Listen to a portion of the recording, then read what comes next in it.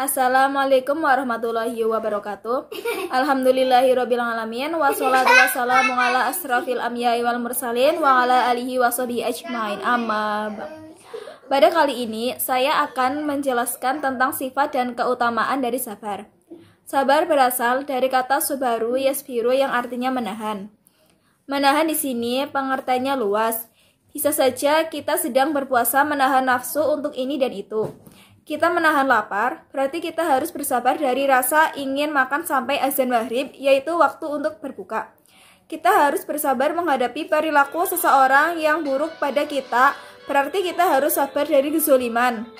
Sekali lagi, tidak semua orang bisa memperoleh kemenangan dan kenikmatan dari rasa sabar tersebut karena dari awalnya memang tidak dapat menahan.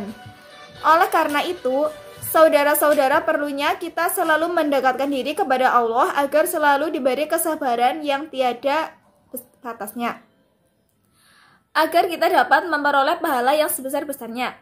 Sebagaimana firman Allah dalam surat Al-Baqarah ayat 153 yang artinya, "Hai orang-orang yang beriman, jadikanlah sabar dan sholat sebagai penolongmu. Sesungguhnya Allah beserta orang-orang yang sabar."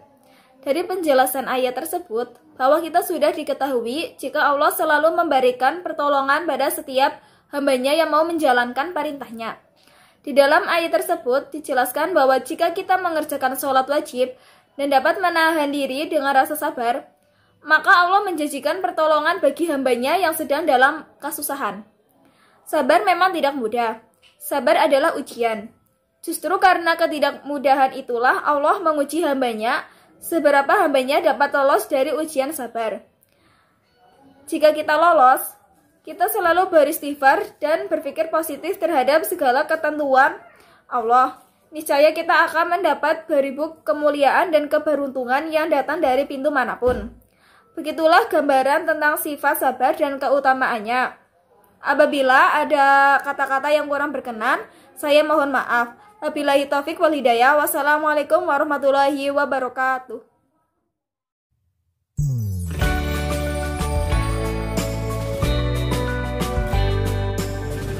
Assalamualaikum warahmatullahi wabarakatuh. Alhamdulillahirabbil alamin wa bihi nasta'inu ala umuri dunya waddin wassalatu wassalamu ala asyrofil anbiya'i wal mursalin sayyidina wa maulana Muhammadin wa ala alihi wa sahbihi ajma'in. Amma ba'd. Ya, pada masa sekarang ini kita sedang dihadapkan pada wabah yang tak terlihat, pandemi yang sedang menyerang hampir seluruh negara di dunia ini, yakni virus COVID-19 atau coronavirus. Di mana datangnya corona ini juga bertepatan dengan datang pula bulan 1000 keberkahan di dalamnya yang dilakukan seluruh umat muslim di dunia, yakni bulan Ramadan. Di saat seperti ini, pemerintah juga menganjurkan seluruh masyarakatnya untuk WFH atau work from home, di mana kita semua dianjurkan untuk bekerja dari rumah, belajar dari rumah, dan beribadah dari rumah. Hal ini berbalik dengan kebiasaan kita terdahulu, di mana ketika bulan Ramadan tiba, kita biasanya hiruk pikuk sukacita menyambutnya dengan berbagai kegiatan. Misalnya kita sering buka bersama di luar, ataupun ngabuburit, ataupun kita membangunkan orang sahur, ataupun sekedar pergi tarawih ke masjid atau musola. Namun di tahun ini kita tidak bisa melaksanakan itu semua karena kita dianjurkan semuanya beraktivitas dari rumah untuk menghindari penyebaran coronavirus ini semakin masif di masyarakat. Lantas apa sih hikmah yang bisa kita ambil di balik kejadian ini? Berikut ini saya akan menyebutkan 5 hikmah yang dapat kita pelajari dari datangnya wabah COVID-19 bertepatan dengan pula datangnya bulan Ramadan 1441 Hijriah. Mengenai hikmah yang pertama, yakni kita lebih banyak menghabiskan waktu atau quality time bersama keluarga di rumah, di mana di kala pandemi ini kita itu dianjurkan untuk berada di rumah saja. Dalam artian kita akan lebih banyak menghabiskan waktu di dalam rumah bersama keluarga kita, orang tua kita, kakak atau adik kita, nenek kakek kita, yang mana kita secara tidak langsung juga lebih banyak menghabiskan waktu bersama keluarga. Entah itu bertepatan dengan bulan Ramadan ini kita bisa membantu orang tua di rumah, lebih rajin bersih-bersih, memasak, ataupun melakukan hal-hal baik di rumah yang lainnya. Kemudian hikmah yang kedua yaitu kita bisa mengurangi waktu kita untuk kongkow atau sekedar berkumpul bersama teman-teman yang di dalamnya itu biasanya kita itu sering gibah ataupun membicarakan atau mengunjing ataupun menceritakan kesalahan orang lain, yang which is itu sering juga teman kita sendiri yang kita bicarakan.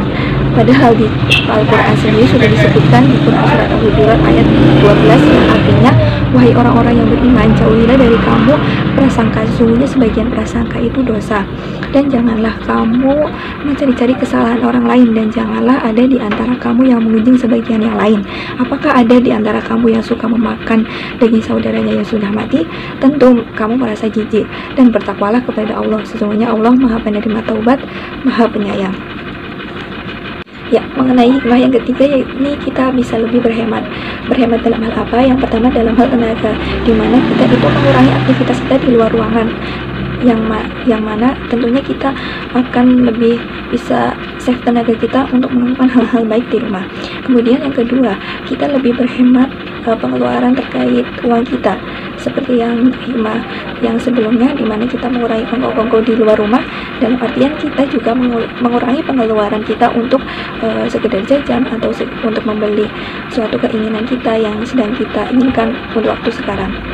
Kemudian hikmah yang keempat yaitu ada quality time, menghabiskan waktu kita bersama Allah, dimana di masa pandemi ini kita seluruh waktu kita hampir dihabiskan di rumah. Kadang kita gabut mau ngapain, tapi di kala Ramadan seperti sekarang ini, kita harus membawa diri kita untuk hal-hal yang positif. Quality time bersama Allah itu bisa dilakukan seperti memperbanyak bacaan Al-Quran atau tadarus, kemudian memperbanyak bacaan-bacaan tentang Islam, ataupun memperbanyak sholat sunnah, ataupun kita juga bisa berbagi kepada saudara kita yang ada di rumah. Dan dalam hal ini kita juga seperti memperbaiki hubungan kita dengan Allah melalui quality time dengan Allah di masa pandemi ini. Kemudian yang hikmah yang terakhir ya, ini hikmah yang kelima yaitu me time atau muhasabah diri atau evaluasi diri. Dengan kita sering berada di rumah, otomatis kita akan lebih sering menghabiskan waktu untuk diri kita sendiri, untuk menyadari seberapa jauh sudah kita melakukan dosa, seberapa banyak kita melakukan kesalahan, sampai kita akhirnya bisa mengevaluasi diri kita sendiri atau mengupgrade diri kita untuk ke arah yang lebih baik. Ya, mungkin itu yang bisa saya sampaikan. Mohon maaf apabila masih terdapat banyak kesalahan, dan semoga kita semua tergolong menjadi orang-orang yang mampu mengambil hikmah yang baik di kala pandemi COVID-19 ini yang bertepatan dengan bulan Ramadan 1441 Hijriah. Billahi taufiq wal hidayah. Wassalamualaikum warahmatullahi wabarakatuh.